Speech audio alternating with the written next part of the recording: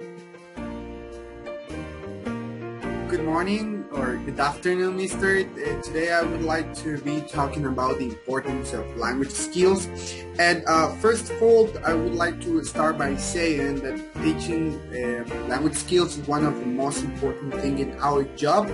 And what I mean with this is with our job is we as English teacher have to help students to develop certain skills that they have to work on so they can improve the language learning performance.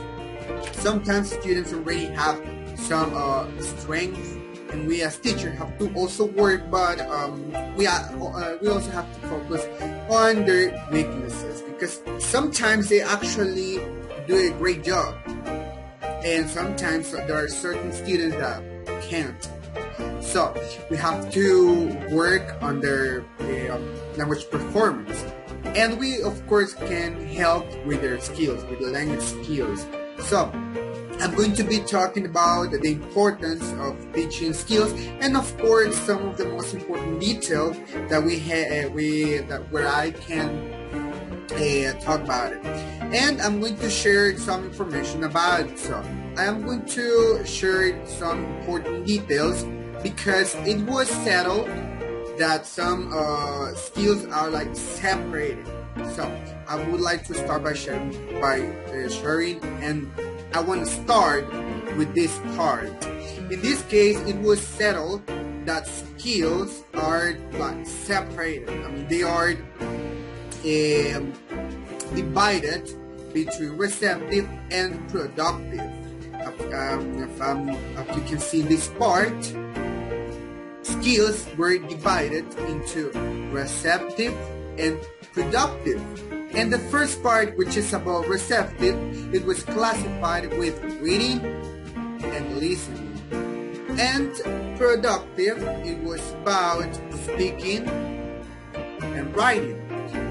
However, in this chart, it is shown that these skills are independent. I mean, they work by themselves, basically. I mean, like if listening has no relation with speaking, or like if reading doesn't have any relation with writing. However, this is not like true. This is not actually real because they are interconnected. Receptive and productive, yes, they are separate in two things. So they are two different things. However, they have to be connected.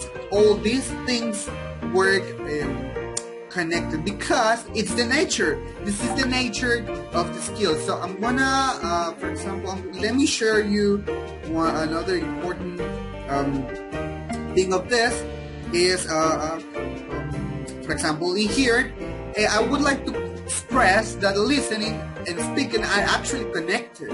They do not work, or they almost never work independently. Okay?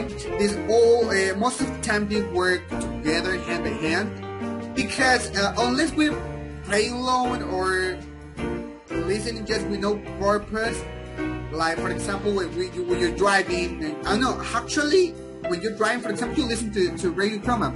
Okay, for example, you might be listening, but with no other purpose. However, these two skills are gonna be connected.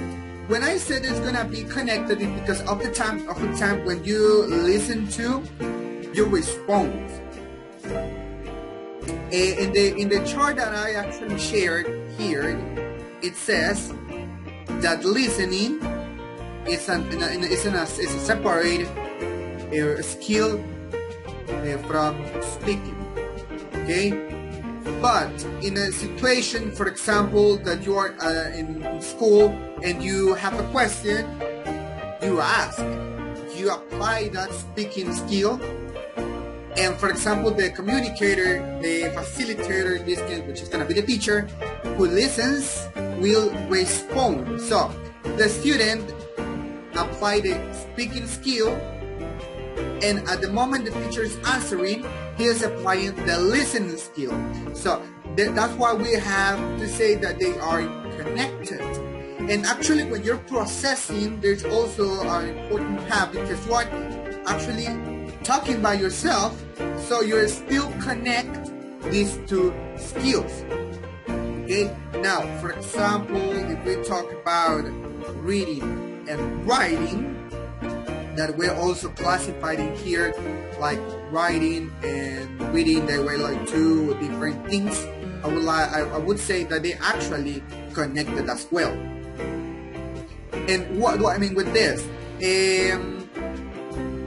Okay, before I continue with the listening, with the reading and writing part, I want to say that in a situation, for example, natural conversations, actually we connect the listening and speaking part, because in a natural conversation, you're talking and you're listening and then you respond.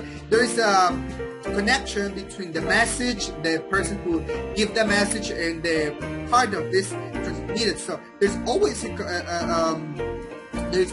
connection between these two skills. So they're definitely not, they do not work definitely.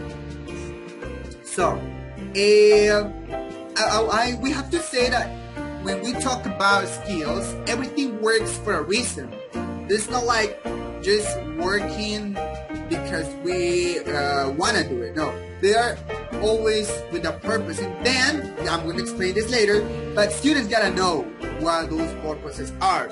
Because, for example, we do not just say students sit down and write, no purpose. No, we actually have to give them the opportunity to know what it is about. Because we write to communicate something, to express something.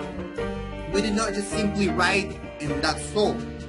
Now, talking about a listening skill, we do not listen and that's all.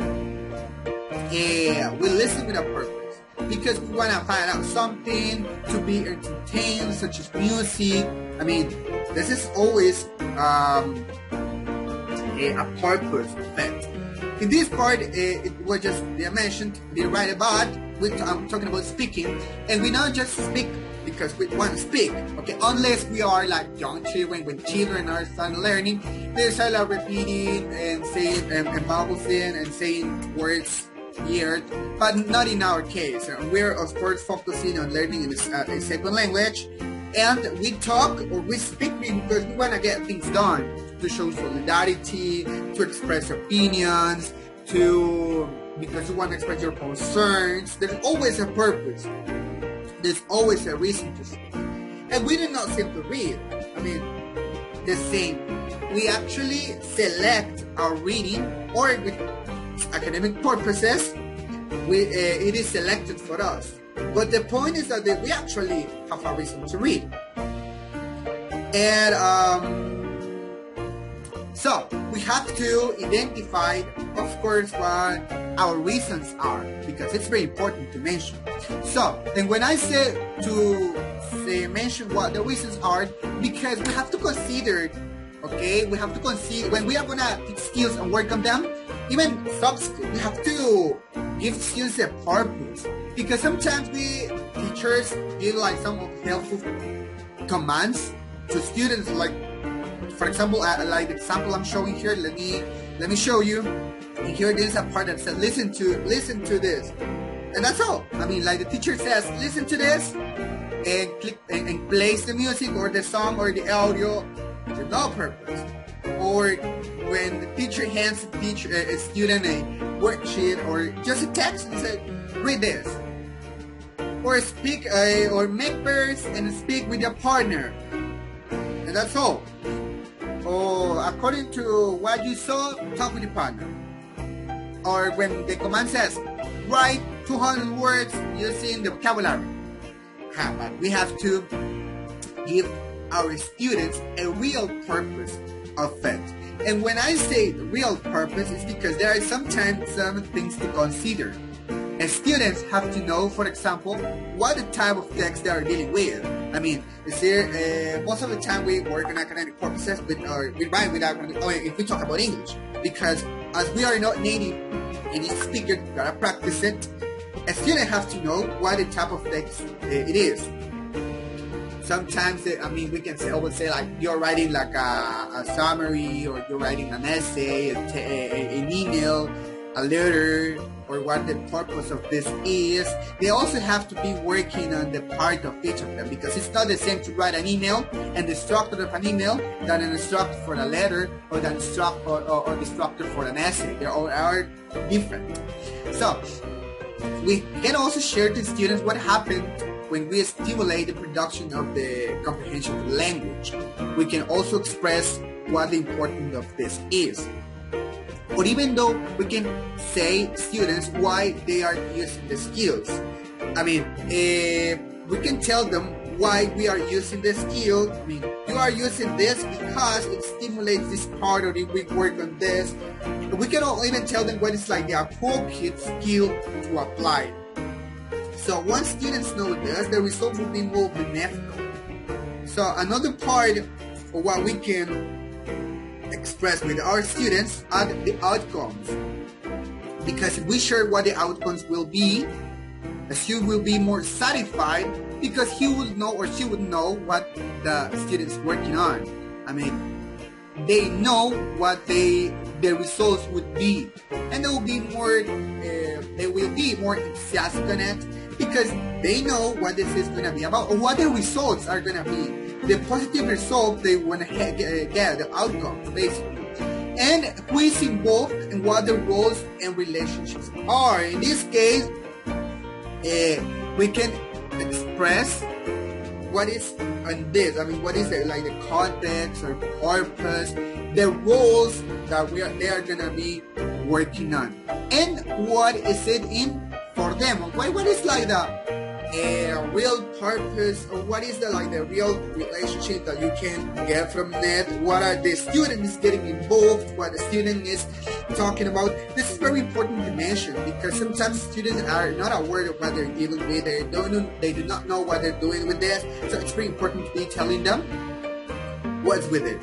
I mean, what is the main purpose? What is the result of doing this? As I said before, we can tell them what the outcomes are gonna be. We can share there are a lot of things we can share with students, but with the purpose of get positive things, positive result. That's basically the important part. So to express with this, or to start concluding with this, I also would like to mention that teaching studies are very important for our students. And we can also create a better relation with our students because you are being sincere with them and they know what the positive things are. So I consider that's very important. And it's not about considering, because it is really important to express what students are going to be doing. It's very important to share with them what the positive purpose of this with is. So I just want to clarify that all these skills are gonna be connected between them, as I showed you in the first part of this presentation. As I said, it is mentioned that these skills they work separately, independently, like receptive, productive, and receptive is divided between listening and reading, and productive is by speaking and writing. But what I mean with this, it is not. I mean, they are always connected. Even when we do not realize what is going on, they are always connected. Because in this case, I can even say it, just talking by myself, but no, I'm talking, and it means that I'm going to listen. So because this is the relation between them. So that's what I want to conclude with this, because it's very important to mention that students gotta know. I mean, basically, students gotta. The teacher has to be aware what is the good purpose of this and how to apply them properly. Because of course we gotta work on some skills, but we have to work on them properly. We have to work on them well, so we can deliver this skill stuff properly. Because if we do not work on them well, there might be some interference with the student's process, and the point of this is to make student success with all these activities. So I would like to conclude with this by mentioning that yes, it's really important. We have to work on them properly so the students can have positive results. And of course, we have to remember that the point of this is to make students success when learning English as a second language. Okay, so this will be all. Thank you very much, Mr. for listening to me. That'll be all the presentation about the importance of teaching language skills. Thank you very much.